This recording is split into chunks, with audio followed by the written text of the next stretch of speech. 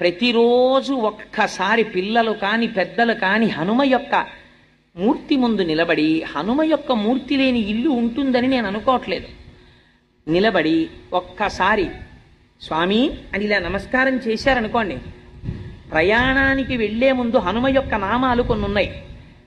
ఆ నామములను మీరు ఒక్కసారి చదివి బయలుదేరారనుకోండి, ప్రయాణ కాలంలో వెడుతున్నప్పుడు మీకు ఏదైనా ప్రమాదము జరగవలసి ఉన్నది అనుకోండి, గ్రహరీత్యా, అప్పుడు యాక్సిడెంట్ అంటారు, ప్రమాదం జరిగి నెత్తురు చిందవలసినటువంటి రోజు గ్రహస్థితిలో వచ్చిందనుకోండి, అప్పుడు మీరు హనుమానం జనాసూను వాయుపుత్రో మహాబల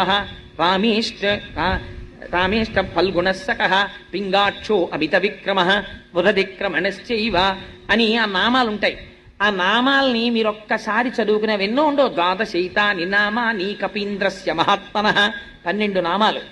12 నామాలు చదివి మీరు వెళ్ళారనుకోండి, ఆ రోజు మీకు ఏ చెయ్యి తెగిపోవడమో, కాలు తెగిపోవడమో, తల పగిలిపోవడమో అయిపోయి నెత్తురు వరదలై కింద పడిపోయి స్పృహలేని స్థితిలో ప్రాణాపాయమునకు వెళ్ళవలసిన వాణ్ణి స్వామి ఏం చేస్తారో తెలుసా అండి?